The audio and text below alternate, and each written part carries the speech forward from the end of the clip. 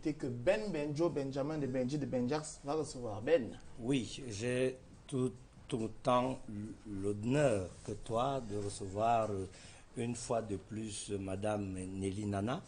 Madame Nelly Nana est conseillère conjugale et familiale et, entre autres, elle est coordonnatrice de l'association Parents pour réussir.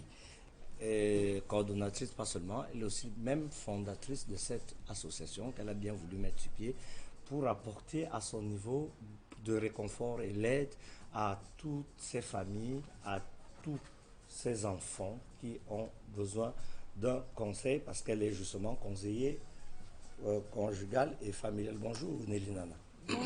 Bonjour à tous et bonjour à tous ceux qui nous regardent. Oui, je n'ai pas, il n'y a pas eu entorse dans tout ce que j'ai dit. C'est exactement de ça qu'il s'agit. Comment va votre mari ce matin? Mon mari va bien, il va bien. Il se porte très bien. Oui, la famille va bien. Voilà, tu souhaites, toi, hein? Oui. Tu souhaites qu'on revienne sur le thème de la semaine dernière, juste un résumé ou bien non, je vais juste te faire un petit commentaire. Voilà. Je vais juste te faire un commentaire parce que si on revient, on risque de prendre beaucoup de temps. Bien entendu. Je vais juste te faire un commentaire pour dire que cette thématique est très importante et puis sujet de discussion dans beaucoup de couples. Je le dis parce que j'ai reçu au moins 500 messages. Il fallait les répondre et vraiment c'était intéressant parce que autant on dit que les hommes aiment le sexe, autant beaucoup de femmes aussi se sont plaints des maris qui n'étaient pas disponibles.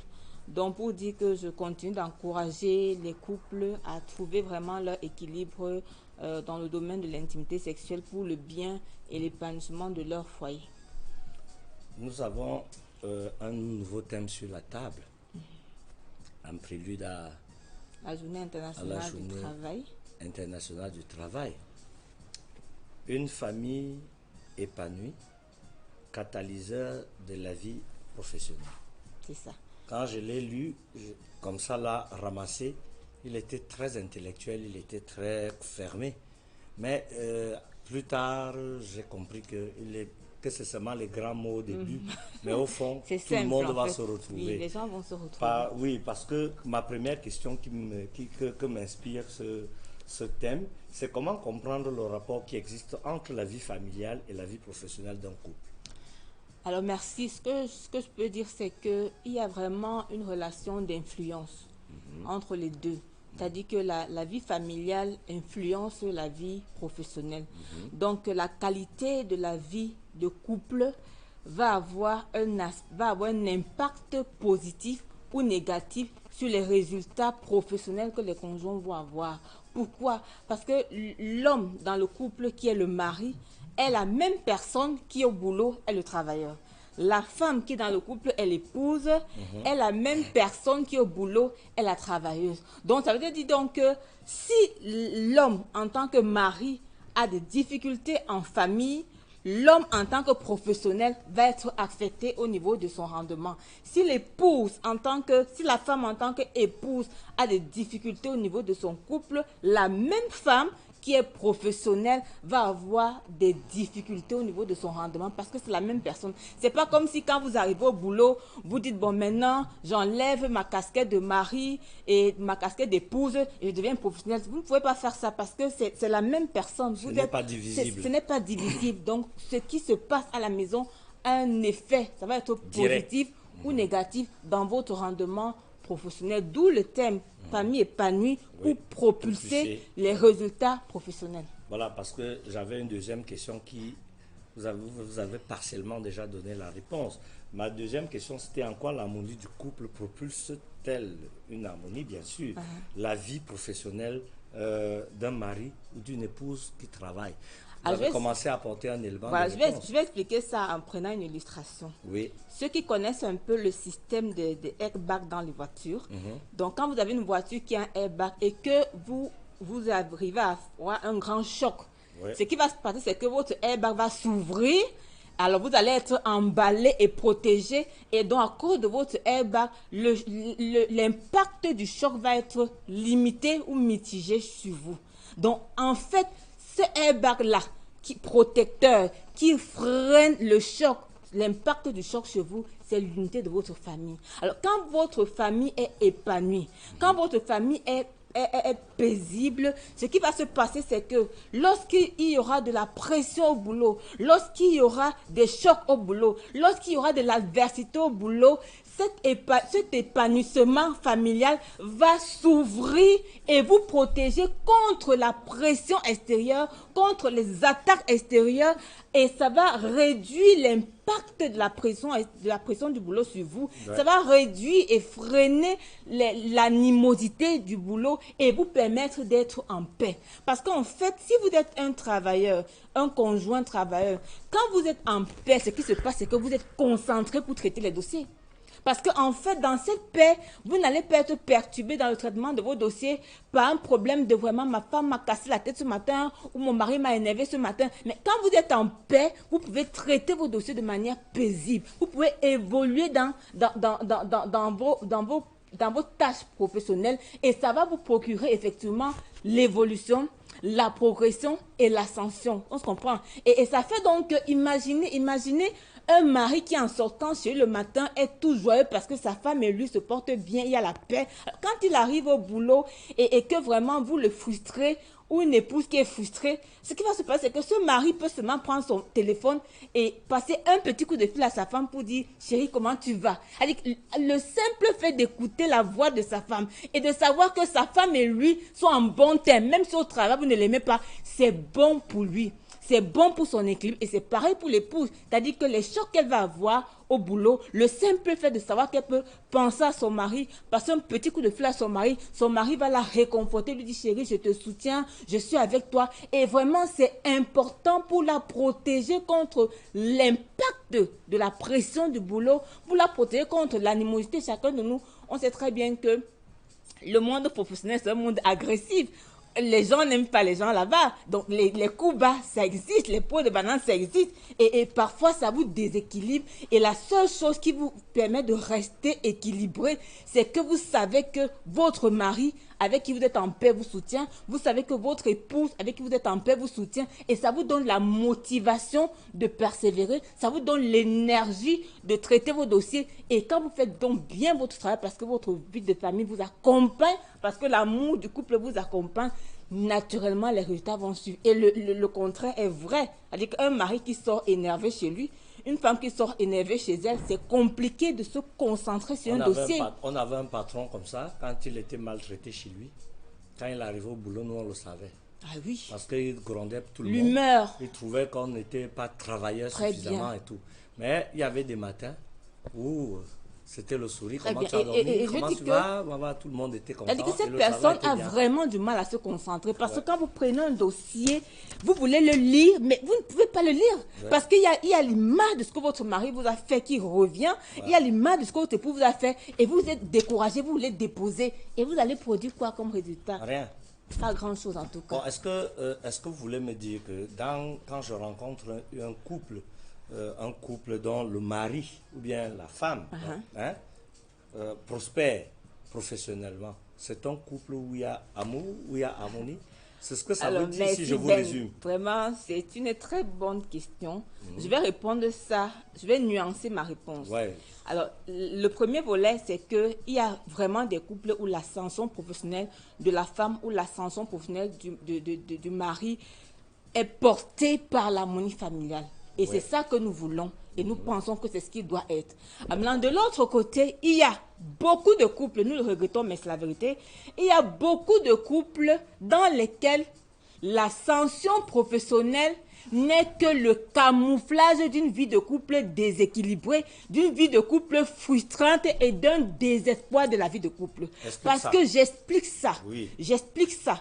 Je prends le cas d'un mari. Vous allez voir un mari qui rentre À 21h, il est au boulot. À 22h, il est au boulot. Il n'est pas pressé de rentrer chez lui. Pourquoi il n'est pas pressé de rentrer chez lui? Nos femmes, hein. Est-ce que c'est parce que, Nos est-ce femmes que sont c'est pas parce tout qu'il faciles, aime trop le travail?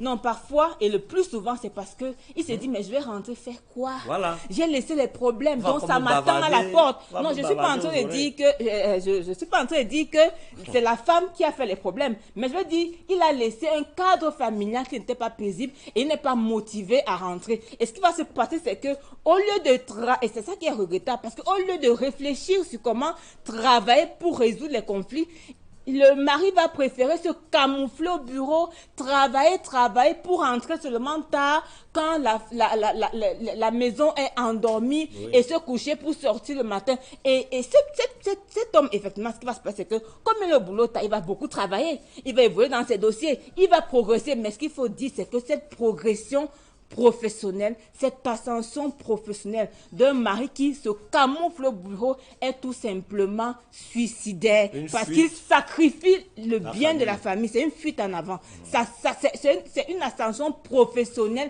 qui sacrifie l'épanouissement de la famille et c'est dangereux. Et c'est regrettable parce que c'est vraiment ce genre de cas qu'on vit. Beaucoup de personnes ont une fuite en avant devant les défis d'unité du couple. Beaucoup de personnes préfèrent se recroqueviller sur elles ou bien sur leur travail plutôt que d'aller affronter les difficultés du couple et de trouver des moyens. Et quand on fait ça, on va progresser sur le plan professionnel, mais la famille va être détruite.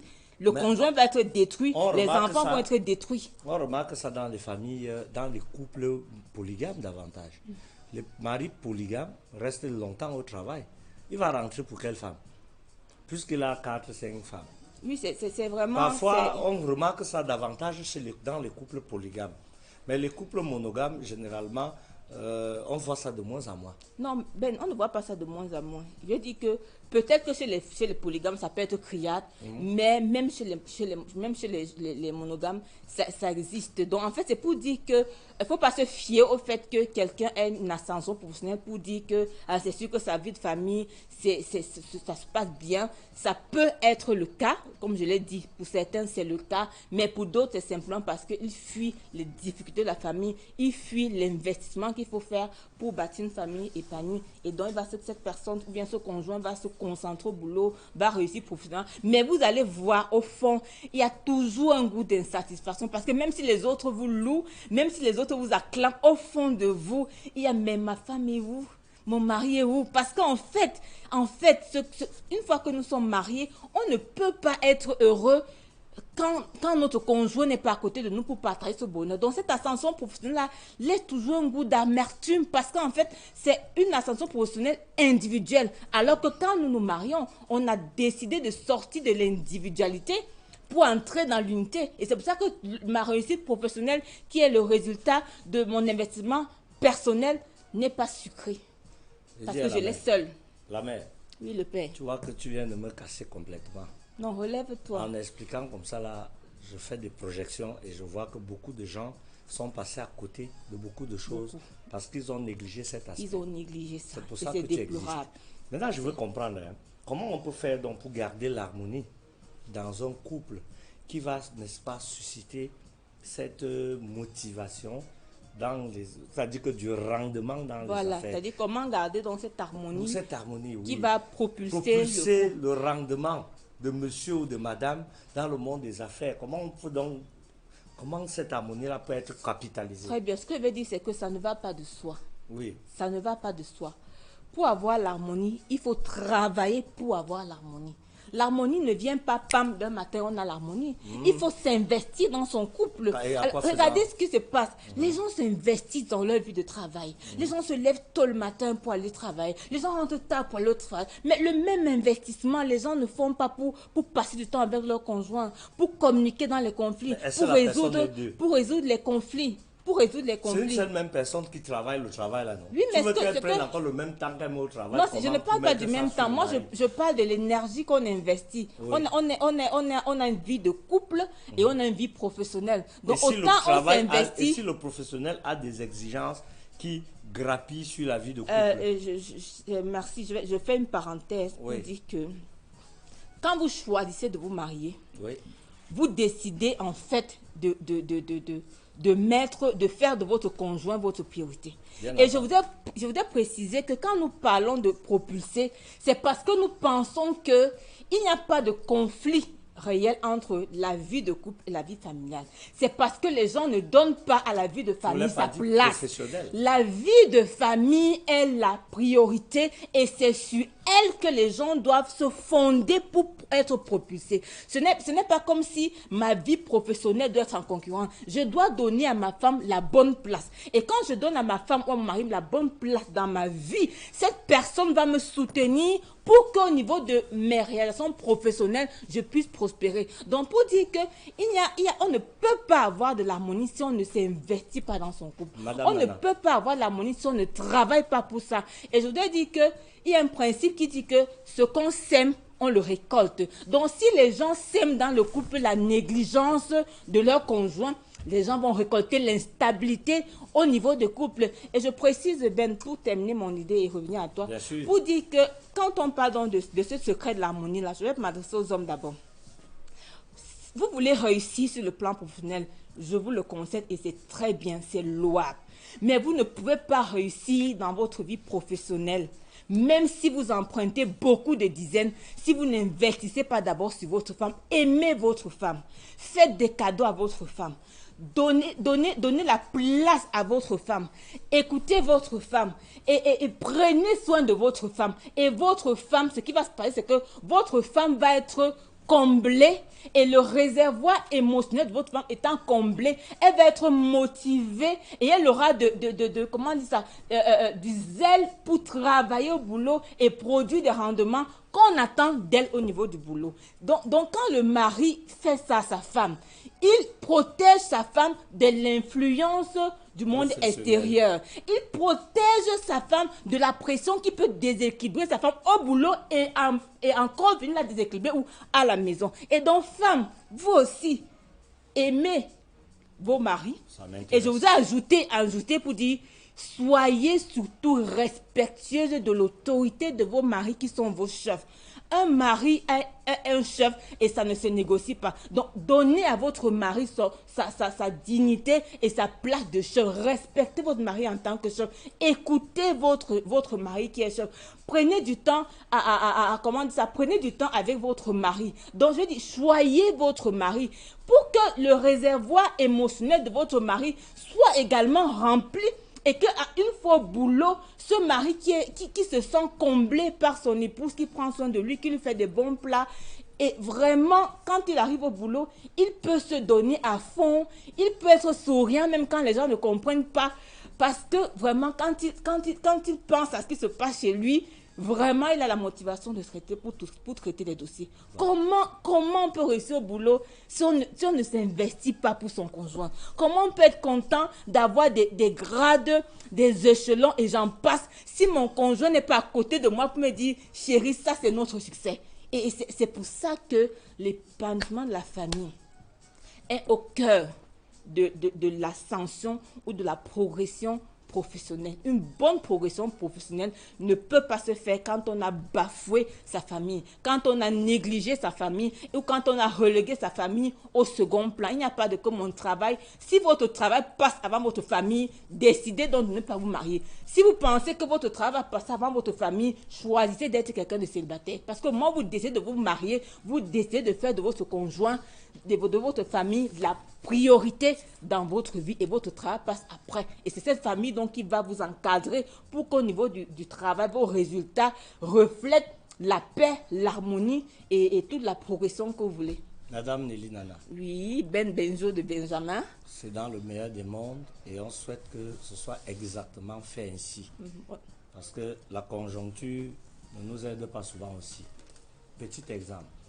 Quand j'épouse mon épouse, elle est employée de bureau. C'est un exemple. Oui. On travaille, on vit. Elle est employée de bureau, les responsabilités ne sont pas encore fortes, il n'y a rien. Donc elle s'organise, ça va. Après, elle est nommée directeur. Ça implique de nouvelles responsabilités, donc des contraintes professionnelles.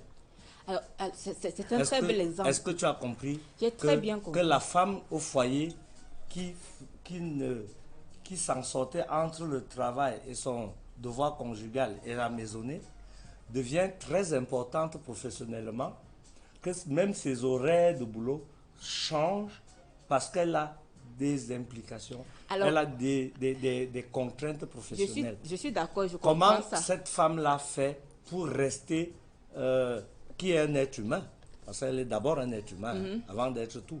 Elle a la volonté, elle fait comment? Alors, avant de devenir directeur, Oui. cette femme a été d'abord un simple Bien employé. sûr. C'est pour ça qu'avant que les responsabilités n'augmentent, on a besoin de bien bâtir sa famille. Parce que si vous êtes dans l'harmonie avec votre mari, Ouais. quand vos responsabilités augmentent, votre mari le comprend. Parce qu'il sait très bien que vous avez été une femme qui a toujours pris soin de lui. Il va vous comprendre, il va vous soutenir. Vous voyez, le problème, c'est que quand même sans responsabilité, vous n'êtes pas en train de vous investir pour l'épanouissement de votre famille. Quand on va encore vous nommer, ça va être encore la catastrophe. Donc alors, c'est bon Donc, de... c'était à la base. Oui, en que fait, tout se fait. ça se fait à la base. Et donc, Voilà. quand les responsabilités arrivent, votre conjoint est content pour vous. Parce qu'en fait, personne ne veut rester au même poste. Tout le monde veut graver Tout les le monde échelons. fera le Donc, nyama. tout le monde fait là le nyama. Voilà. Donc, votre conjoint va vous soutenir. Il va vous encourager parce qu'il sait que vous êtes de bonne foi. Depuis Et la base. il va veiller à ce que vous assumiez même bien vos responsabilités. vos Parce qu'il sait que c'est un nouveau défi. Et si vous réussissez, c'est le couple qui a réussi. Super. Et si vous échouez, c'est le couple qui aura échoué. Donc pourquoi ne pas commencer à investir pour l'épanouissement de sa famille dès le début, avant que toutes ces grosses pressions n'arrivent? Ok, merci. Madame Nana Nelly, conseillère conjugale et familiale, coordonnatrice de l'association Parents pour réussir. Une fois de plus, vous nous avez conservé, indiqué, qu'est-ce que je vais encore dire, conseiller de manière gratuite. Gratuite, hein. Et Je dis que j'aime de ça. manière gratuite. Vous avez compris à travers le numéro, parce que moi je suis un très grand fan. Je prends ce numéro et après la télé, je continue à appeler Madame Nelly Nana parce que je n'ai pas bien compris comment faire pour gérer ma famille. Une famille épanouie, catalyseur de la vie professionnelle, c'était notre thème de ce jour. Merci Moustique, Yes. je reprends ton émission et on continue.